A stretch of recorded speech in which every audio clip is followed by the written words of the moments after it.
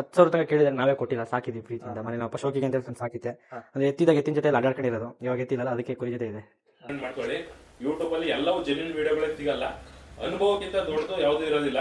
ಅಂದ್ರೆ ಟ್ರೈ ಮಾಡಿ, ಫಸ್ಟಿಗೆ 5-10ರಿಂದ ಟ್ರೈ ಮಾಡಿ, ಬಂಡವಾಳ ಕಡಿಮೆ ಹಾಕಿ, ಶೆಡ್ಡಿಗೆ ಬಂಡವಾಳ ಕಮ್ಮಿ ಹಾಕಿ, ಕುರಿಗೆ ಸ್ವಲ್ಪ ಬಂಡವಾಳ ಜಾಸ್ತಿ ಹಾಕಿ, ಒಂದು 5-10ರಿಂದ ಶುರು ಮಾಡಿ, ಒಂದು 6 ತಿಂಗಳು ವರ್ಷ ಎಕ್ಸ್ಪೀರಿಯನ್ಸ್ ತಗೊಳ್ಳಿ. ನಂತರ ನಿಮ್ಗೆ ಅನುಕೂಲ ಆಯ್ತು ಅಂದ್ರೆ ಮಾಡಿ. ಈಗಲೇ ನೀವು ಎಲ್ಲದಕ್ಕೂ ತಯಾರಾಗಿದ್ರೆ ಕುರಿ ಸಾಕೋದಕ್ಕೆ ಬನ್ನಿ. ಏನ್ ಗೊತ್ತಾ, ಕುರಿಗಳು ಜ್ವರ ಬರ್ತವೆ, ಅವಕ್ಕೆ ಕಾಯಿಲೆಗಳು ಬರ್ತವೆ, ಅವನ್ನೆಲ್ಲ ಬೇರೆ ಮೇಲೆ ಡಿಪೆಂಡ್ ಆಗ್ತದೆ. ಅದ್ರ ಬಗ್ಗೆ ನೀವು ತಿಳ್ಕೊಳ್ಳಿ. ಅವನ್ನ ನಿಮ್ ಕೈಲೂ ಮಾಡಷ್ಟು ತಾಕತ್ತಿದೆ. ಅಂದ್ರೆ ನಾನೀಗ ಒಂದು ಕುರಿ ಹುಷಾರಿಲ್ಲ, ಅದಕ್ಕೆ ಇಂಜೆಕ್ಷನ್ ನಾನೇ ಮಾಡಬಲ್ಲ, ಯಾರು ಸಿಗ್ದಂಗಿದ್ರು. ಒಂದು ಕುರಿ ಏನೋ ಆಯ್ತು, ಅದನ್ನ ನೋಡಬಲ್ಲೆ ಅನ್ನೋ ತಾಕತ್ ನಿಮ್ಮಲ್ಲಿದ್ರೆ ಕುರಿ ಪೀಟಿಗೆ ಬನ್ನಿ, ತಿಳ್ಕೊಳ್ಳಿ.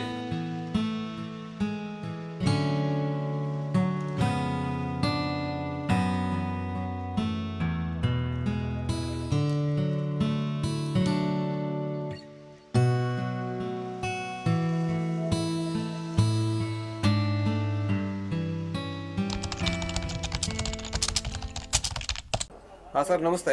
ಸರ್ ನಮಸ್ಕಾರ. ಹಾಂ ಸರ್, ಇವಾಗ ಒಂದು ಫಾರಂ ತೋರಿಸ್ತೀವಿ ಅಂತ ಹೇಳಿದ್ರಿ, ನಿಮ್ಮ ಹುಡುಗಂದೆ ಅಂತಂದ್ರಿ. ಸರ್ ಈ ಹಿಂದೆ ನೀವು ನನ್ನ ವಿಡಿಯೋಗಳನ್ನೆಲ್ಲ ಮಾಡಿದ್ದೀವಿ. ಹಾಗೆ ನನ್ನ ಫ್ರೆಂಡು, ಅಂದರೆ ನನಗಿಂತ ಸ್ವಲ್ಪ ಜೂನಿಯರು, ಅವನು ಕುರಿ ಸಾಕಾಣಿಕೆ ಮಾಡಬೇಕು ಅಂತ ಹೇಳ್ದ.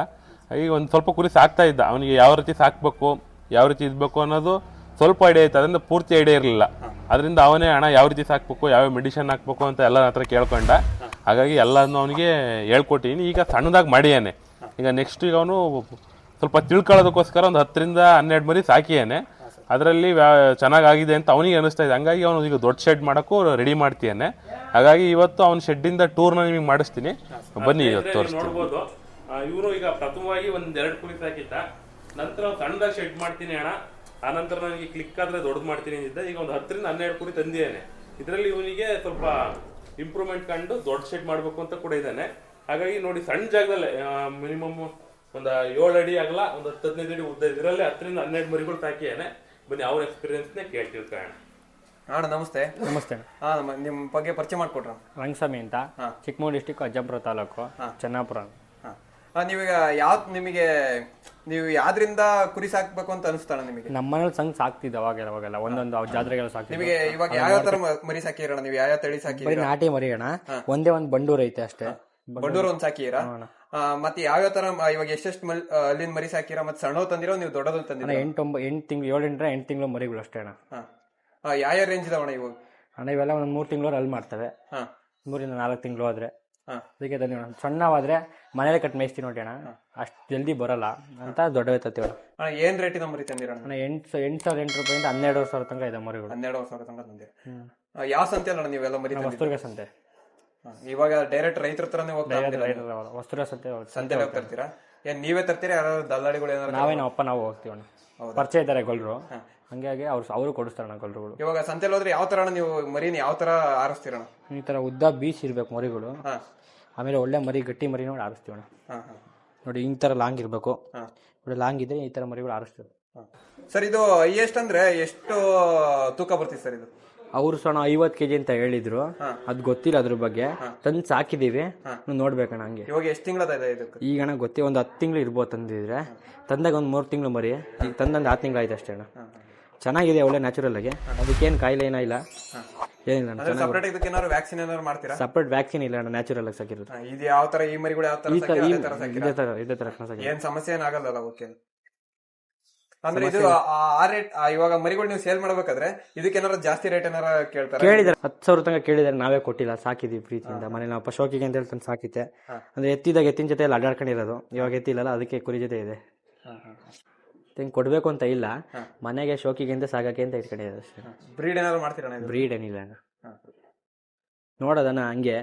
ಇದು ಚೆನ್ನಾಗಿ ಬಂದೆ ಒಳ್ಳೆ ಗ್ರೋತ್ ಆದ್ರೆ ತಂದು ಸಾಕೋದು ಅಂತ ಐತೆ ಪ್ಲಾನ್, ನೋಡ್ಬೇಕು. ಅಣ್ಣ, ಇವಾಗ ನೀವು ಯಾವ ತರ ಮೇವು ಕೊಡ್ತೀರಾ? ಕಾನ್ಸಂಟ್ರೇಟ್ ಫೀಡ್ ಯಾವ ತರ ಕೊಡ್ತೀರಾ? ರಾಗಿ ಹುಲ್ಲು, ಬೇಸಿಗೆ ಜೋಳ ಸಪ್ಪೆ ಕೊಡ್ತೀವಿ, ಚಾಪ್ ಕೊಟ್ರಿ ಕೊಡ್ತೀವಿ. ಮತ್ತೆ ಹಸಿ ಮೆಕ್ಕೆಜೋಳ ಸಪ್ಪೆ ಕೊಡ್ತೀವಿ ಅಷ್ಟೇ. ಮತ್ತೆ ಕಾನ್ಸಂಟ್ರೇಟ್ ಫೀಡ್ ಅಂದ್ರೆ ಕಾಕಿ ಜೋಳ, ಶೇಂಗಾ ಹಿಂಡಿ ಬರುತ್ತಲ್ಲ, ಶೇಂಗಾ ಹಿಂಡಿ, ಮತ್ತೆ ಬೂಸ ಬರುತ್ತೆ, ಪಿಚ್ಕೆ ಬೂಸ ಅದು ಕೊಡ್ತೀವಿ. ಮೆಡಿಸಿನ್ ಎಲ್ಲ ಯಾವ ತರ ಕೊಡ್ತೀರಾ? ವ್ಯಾಕ್ಸಿನ್ ಯಾವ ರೀತಿ ಅಂದ್ರೆ ನಿಮ್ಗೆಲ್ಲ ಗೊತ್ತಿರೋ ತರನೇ ಡಿವಾರ್ಮಿಂಗ್ ಒಂದು ಹೇಳ್ಕೊಟ್ಟಿದ್ದೀನಿ. 3 ರೀತಿ ಡಿವಾರ್ಮಿಂಗ್ ಇರುತ್ತೆ, ಅದನ್ನು ಮಾಡಿಸಿ ಇವಕ್ಕೆಲ್ಲ. ಲಾಸ್ಟ್ ಡಿವಾರ್ಮಿಂಗು ನೆನ್ನೆ ಮುಗ್ದಿದೆ ಇವಕ್ಕೆ. ಈಗ ಕಂಟಿನ್ಯೂಸ್ 5 ದಿನ ಲಿವರ್ ಟಾನಿಕ್ ಹಾಕಿದ್ರೆ ಮರಿಗಳು ರೆಡಿ ಆಗ್ತವೆ.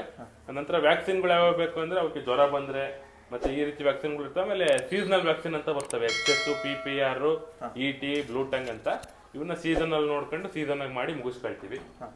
ಆಮೇಲೆ ಆಲ್ಮೋಸ್ಟ್ ಇವ್ರ ಮರಿಗಳನ್ನೆಲ್ಲ ದೊಡ್ಡ ಮರಿಗಳನ್ನೇ ತಗೊಂಡ್ಬಂದಿದ್ದ, ಅಂದ್ರೆ ಮರಿಗಳನ್ನ ಸಣ್ಣ ಮರಿಗಳು ಬೇಡ, ದೊಡ್ಡ ಮರಿಗಳನ್ನ ತಗೊಂಬ ಅಂತ ಹೇಳಿ ದೊಡ್ಡ ಮರಿಗಳನ್ನೇ ತರಿಸಿದ್ವಿ. ಇದರಲ್ಲಿ ಆಲ್ಮೋಸ್ಟ್ ಎಲ್ಲ 8,500 9,000 10,000 ತನಕ ಮರಿಗಳು ತಗೊಂಡ್ಬಂದಿದ್ದಾರೆ.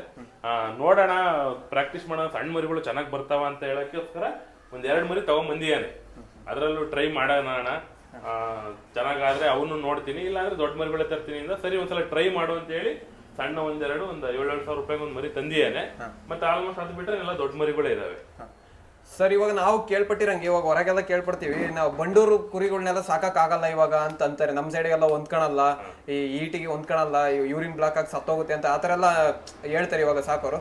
ಅದ್ರ ಬಗ್ಗೆ ನೀವ್ ಏನ್ ಹೇಳಕ್ ಇಷ್ಟಪಡ್ತೀರಿ? ಸರ್, ಈಗ ನಮ್ ಸೈಡ್ ನಾವು ಯಾರು ಸಾಕಿರೋದು ನೋಡಿಲ್ಲ. ಯಾರೋ ಒಬ್ರು ಪ್ರೀತಿಯಿಂದ, ಅಂದ್ರೆ ಇವರು ಸ್ವಲ್ಪ ಎತ್ತಿನ ರೇಸ್ ಎಲ್ಲ ಬಹಳ ಪ್ರೀತಿ ಇವರಿಗೆ, ಬಹಳ ಎತ್ತಿನ ರೇಸ್, ಮಂಡ್ಯ ಮೈಸೂರು ಸೈಡ್ ಎಲ್ಲ ಹೋಗೋರು ಎತ್ತಿನ ರೇಸಿಗೆ. ಅವಾಗ ಆ ಸೈಡ್ ಮಂಡ್ಯ ಸೈಡ್ ಹೋದಾಗ ಇವ್ರ ಫ್ರೆಂಡ್ ಒಬ್ರು ಮನೇಲಿ ಸಾಕಿದ್ರು ಅಂತ ಹೇಳಿ ಪ್ರೀತಿಗೋಸ್ಕರ ಒಂದ್ ಸಾಕಿಯೇನೆ. ಅದು ಪರವಾಗಿಲ್ಲ, ಚೆನ್ನಾಗಿದೆ, ಹೊಂದ್ಕೊಂಡಿದೆ. ಅಂದ್ರೆ ಬಣ್ಣೂರು ಆಲ್ಮೋಸ್ಟ್ ಯಾವ ಜಾಸ್ತಿ ದೊಡ್ಡ ಗ್ರೋತ್ ಆಗಲ್ಲ, ಪರವಾಗಿಲ್ಲ, ಒಂದ್ ಸ್ವಲ್ಪ ಹೊಂದ್ಕೊಂಡು ಚೆನ್ನಾಗಿ ಆಗಿದೆ. ಸರ್, ಎಷ್ಟು ದಿನ ಆಯ್ತು ಸರ್ ಅದು ತಂದಲ್ಲಿ? ನೀವು ತಂದರೆ ಒಂದು 6 ತಿಂಗಳಾಯ್ತು. 6 ತಿಂಗಳಾಯ್ತಾ? ಅಂದ್ರೆ ಇವತ್ತಿನವರೆಗೆ ಯಾವ್ದೇ ಪ್ರಾಬ್ಲಮ್ ಆಗಿಲ್ಲ? ಯಾವುದೂ ಪ್ರಾಬ್ಲಮ್ ಇಲ್ಲ. ಇವತ್ತು ಸಾಕ್ಬೋದು ಹಂಗಾದ್ರೆ ಬಂಡೂರು ನಮ್ಮ ಸೈಡು? ಅದು ಫುಲ್ ನ್ಯಾಚುರಲ್ ಇದೆ. ಈ ಕುರಿ ಜೊತೆನೇ ಇದೆ, ಕುರಿ ಬಿಟ್ಟು ಇರಲ್ಲ. ಮಾತ್ರ ಸಪರೇಟ್ ಆಗಿ ಏನ್ ಸಾಕಿಲ್ಲ, ಯಾವತ್ತೂ ಸಾಕಿಲ್ಲ. ಇದ್ರೊಳಗೆ ಬಿಟ್ಟಿರಾ? ದನಗಳ ಹತ್ರ ಇರುತ್ತೆ, ಹಸುಗಳ ಹತ್ರ ಎಲ್ಲ ಇರುತ್ತೆ.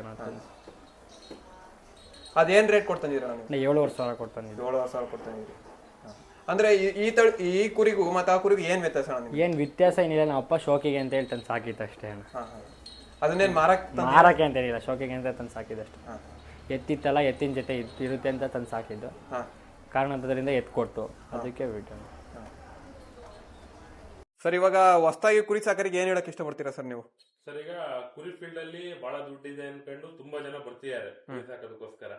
ನಾನು ಅವ್ರಿಗೆ ಏನ್ ಹೇಳಕ್ ಇಷ್ಟಪಡ್ತೀನಿ ಅಂದ್ರೆ, ನೀವು ಎಲ್ಲದಕ್ಕೂ ತಯಾರಾಗಿದ್ರೆ ಕುರಿ ಸಾಕೋದಕ್ಕೆ ಬನ್ನಿ. ಈಗ ಏನ್ ಗೊತ್ತಾ, ಕುರಿಗಳು ಜ್ವರ ಬರ್ತವೆ, ಅವಕ್ಕೆ ಕಾಯಿಲೆಗಳು ಬರ್ತವೆ, ಅವನ್ನೆಲ್ಲ ಬೇರೆ ಮೇಲೆ ಡಿಪೆಂಡ್ ಆಗ್ತದೆ. ಅದ್ರ ಬಗ್ಗೆ ನೀವು ತಿಳ್ಕೊಳ್ಳಿ. ಅವನ್ನ ನಿಮ್ ಕೈಲೂ ಮಾಡಷ್ಟು ತಾಕತ್ತಿದೆ. ಅಂದ್ರೆ ನಾನೀಗ ಒಂದ್ ಕುರಿ ಹುಷಾರಿಲ್ಲ, ಅದಕ್ಕೆ ಇಂಜೆಕ್ಷನ್ ನಾನೇ ಮಾಡಬಲ್ಲ, ಯಾರು ಸಿಗ್ದಂಗಿದ್ರು. ಒಂದ್ ಕುರಿ ಏನೋ ಆಯ್ತು, ಅದನ್ನ ನೋಡಬಲ್ಲೆ ಅನ್ನೋ ತಾಕತ್ ನಿಮ್ಮಲ್ಲಿದ್ರೆ ಕುರಿ ಫೀಲ್ಡಿಗೆ ಬನ್ನಿ, ಫಸ್ಟ್ ತಿಳ್ಕೊಳ್ಳಿ. ನೋಡಿ, ಇವನೇ ಅಷ್ಟೇ ಫಸ್ಟ್ ಮಾಡ್ತೀನಿ, ಜಾಸ್ತಿ ಮಾಡ್ತೀನಿ ಅಂತ ಹೊರಟಿದ್ದ. ಸದ್ಯಕ್ಕೆ ಒಂದು 10 ಮಾಡಪ್ಪ ಅಂತ ಹೇಳಿ ಮಾಡಿಸಿದ್ವಿ. ಅವನಿಗೆ ಸ್ವಲ್ಪ ಕಾನ್ಫಿಡೆನ್ಸ್ ಬಂದಿದೆ. ಈಗ ಕುರಿ ಸಾಕ್ಬೋದು, ನಾನು ಒಳ್ಳೊಳ್ಳೆ ಕುರಿಗಳು ಸಾಕ್ಬೋದು, ಇನ್ನು ದೊಡ್ಡದಾಗಿ ಮಾಡ್ಬೋದು ಅಂತ. ಎಲ್ಲದನ್ನು ಮೇವು ಎಲ್ಲದನ್ನು ಫಸ್ಟಿಗೆ ಸ್ಟೋರ್ ಮಾಡ್ಕೊಳ್ಳಿ, ಮಾಡೋ ಅಂತರಿದ್ರೆ. ನಂತರ ನಿಮಗೆ ಗೊತ್ತಾಗಿಲ್ಲ ಅಂದ್ರೆ ಎಲ್ಲರೂ ಟ್ರೈನಿಂಗ್ ಕ್ಯಾಂಪ್ಗಳಿದಾವೆ, ಅವನು ಅಟೆಂಡ್ ಮಾಡ್ಕೊಳ್ಳೋ ಅಂತ ಇದ್ರೆ ಅಟೆಂಡ್ ಮಾಡ್ಕೊಳ್ಳಿ. ಯೂಟ್ಯೂಬ್ ಅಲ್ಲಿ ಎಲ್ಲವೂ ಜೆನ್ಯೂನ್ ವಿಡಿಯೋಗಳೇ ಸಿಗಲ್ಲ, ಅನುಭವಕ್ಕಿಂತ ದೊಡ್ಡದು ಯಾವ್ದು ಇರೋದಿಲ್ಲ.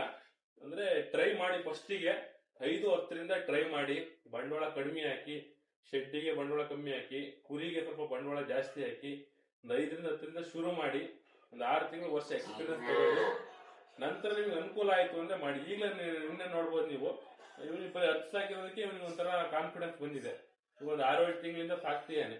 ಫಸ್ಟ್ ಇವ್ರ ಮೇಲೆ 1-2 ಸಾಕೋದಂತೆ, ಈಗ ಸುಮಾರು ನೋಡಿ, ಇವನೇ ನೋಡ್ಬೋದು ನೀವು, 10-12 ಮರಿಗಳು ಸಾಕಿದ್ದಾನೆ. ಮತ್ತೆ ಇವನ್ ನಾನೇ ಫಸ್ಟ್ ಬರೀ ದೊಡ್ಡ ಮರಿಗಳನ್ನೇ ಕೊಡಿಸ್ತಾ ಇದ್ದೆ ಇವನಿಗೆ. ಹೇಳಿದ ನಿಮ್ಗೆ ಅದೇ ರೀತಿ ದೊಡ್ಡ ಮರಿ 8,000-10,000 ಮರಿಗಳನ್ನೇ ಕೊಡಿಸ್ತಾ ಇದ್ದೀನಿ ನಾನು ಇವನಿಗೆ. ಇವನು ಏನ್ ಮಾಡೋಣ, ನಾವು ತರ ಎಕ್ಸ್ಪೀರಿಯನ್ಸ್ ಮಾಡ್ಬೇಕು, ಸಣ್ಣ ಮರಿಗಳು ತಂದು ನೋಡ್ತೀನಿ, ಅವು ದೊಡ್ಡವಾಗ್ತಾವ ಇಲ್ಲ ಟ್ರೈ ಮಾಡ್ತೀನಿ ಅಂತ ಒಂದ್ 2 ಮರಿ ತಗೊಂಡ್ಬಂದಿಯಾನೆ. ಅವನು ಸಾಕ್ತಿಯಾನೆ, ಅವನು ಎಕ್ಸ್ಪೀರಿಯನ್ಸ್ ಈ ತರ ಒಂದೊಂದೇ ಎಕ್ಸ್ಪೀರಿಯನ್ಸ್ ನೀವೇ ಮಾಡ್ತಾ ಬನ್ನಿ.